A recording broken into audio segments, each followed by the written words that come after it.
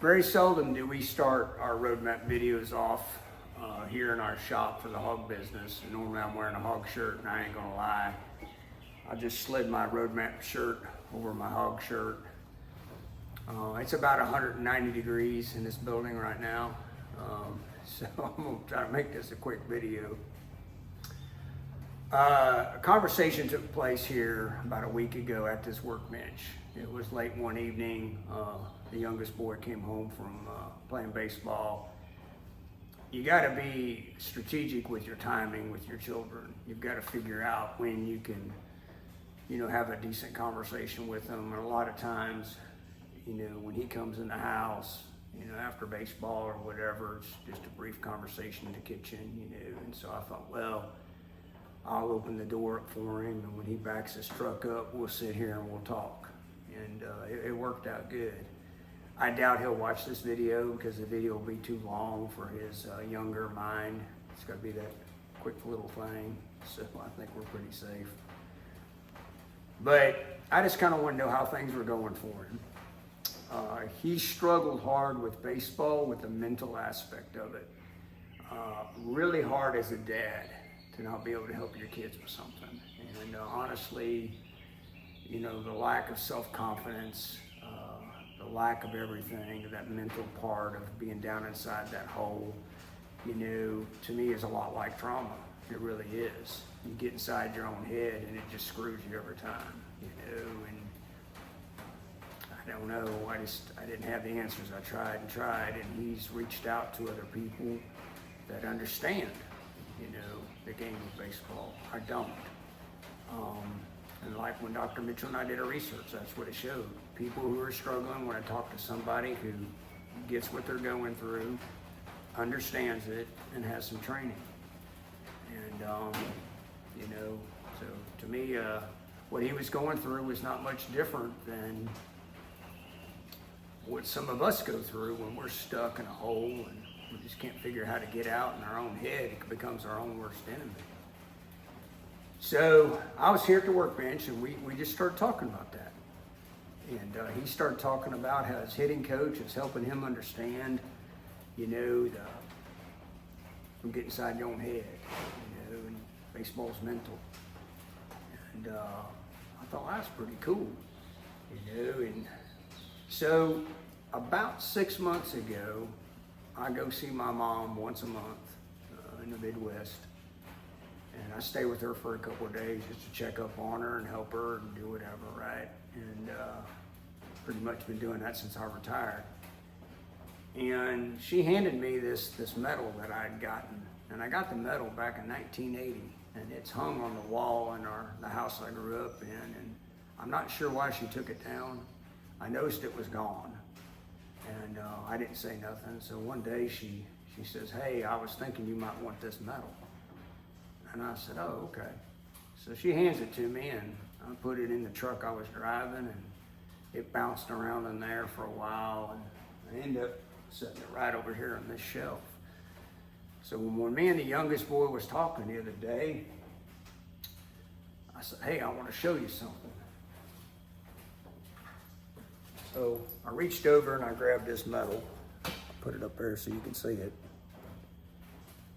So when I was growing up, Dad had a basketball goal that he made at the edge of the field. And it was, pole was made out of cedar, it wasn't real straight. And he made the backboard out of plywood, and we didn't have concrete or gravel, we just had grass and dirt. And when you dribbled, if you hit a chunk of grass, it'd shoot that ball the other way, Kind of had to work with the backboard a little bit. And it wasn't junk, he built it heavy duty, but it wasn't, like I said, it wasn't straight. Leaned a little forward. And I used to sit out there and shoot free throws, man. That was my thing. And I could shoot free throws like there was no tomorrow. I could close my eyes and shoot free throws. And so there was a competition at the Knights of Columbus. And Dad said, we need to put you in that. I said, okay. So we went. I took first place in 1980. And like there was nothing to it. Well then, I had to go to the next level.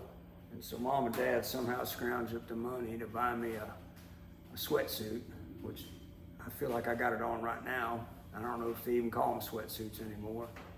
And I think today I'd look like a pimp if I wore it. I remember the colors. The colors weren't very, I don't know if the colors would work this day and age. And I bought that suit and I went to the next level of competition, and I got up there and I choked.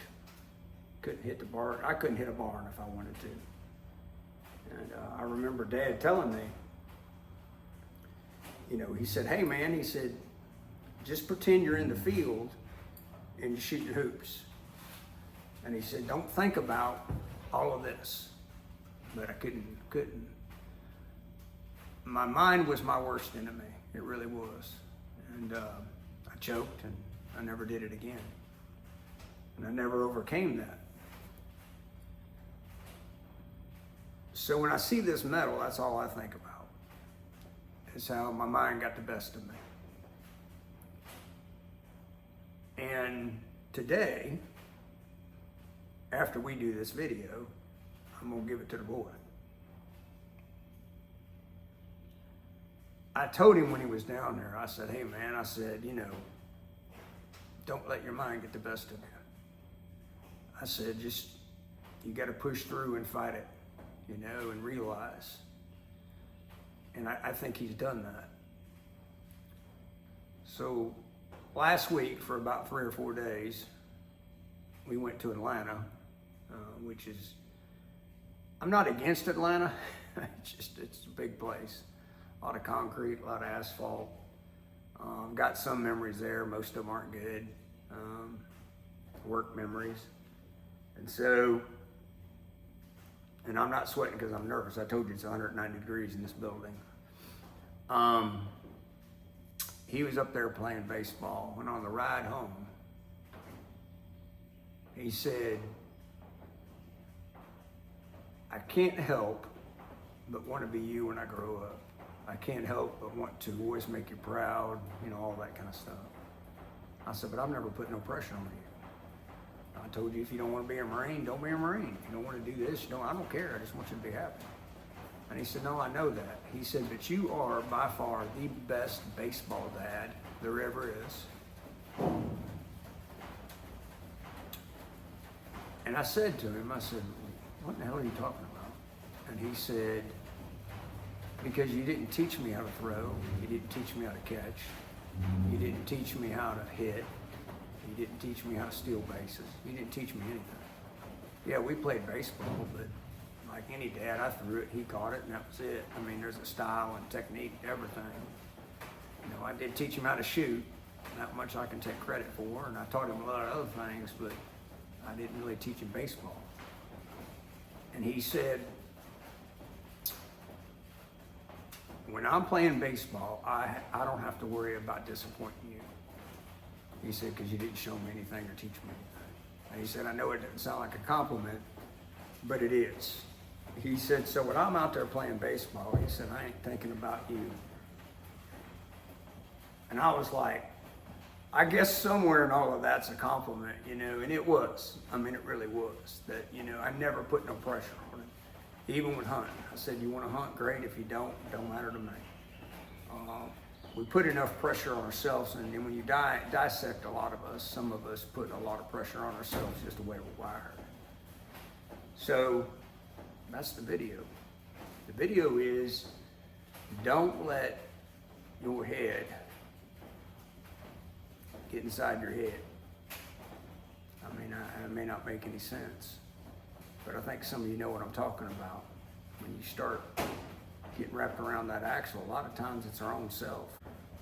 Reach out for help, but reach out to help for the appropriate source, somebody that knows that game, whether it be the game of dead bodies or the game of baseball or the game of losing a loved one, the game of your hands are tied and you can't help somebody. And that's how I felt a long time with him. Couldn't help it. So I'm not sure why my mom took that medal off that wall after 40 some odd years. And I'm not sure why it was hanging right there with no home. But today it's going to have a home. And maybe that all happened for that reason. And when I give it to him here in just a little bit, because he's home right now, and then I'm gonna get the hell out of this building before I pass out, that's what I'm gonna say. Is, you know, the memory I have in 1980 is giving up. That's the memory. That's all this represents to me, is that I gave up. That I got inside my own head, couldn't get past it, and I choked. You know? And hopefully it will inspire him to not get inside your own head, to not choke, and just to try. Because I'll never know how this would have turned out if I would have tried, and I didn't. And that's all I ever wanted out of both of them boys, was just to try. So, I hope this video works for some of y'all. If not, you've got to watch me stand up in a very large sauna. And not only do I have one shirt on, I got two shirts on, so it's even hotter. But I hope it works for y'all. I hope you share it.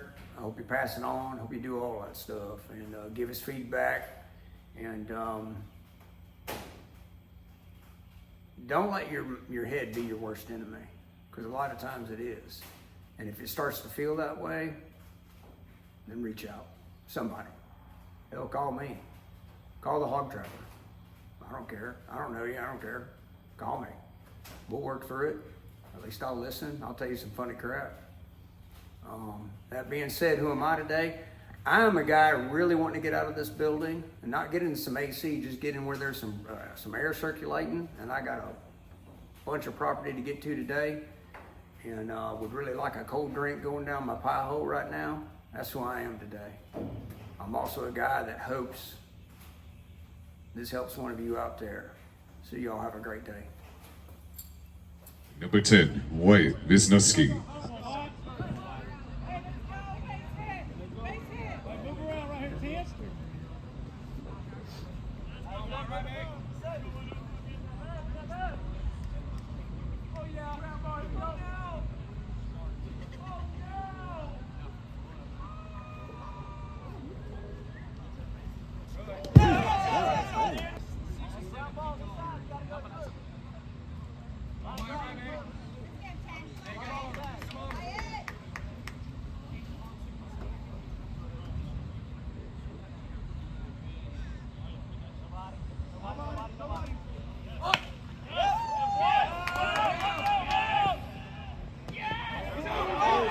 Thank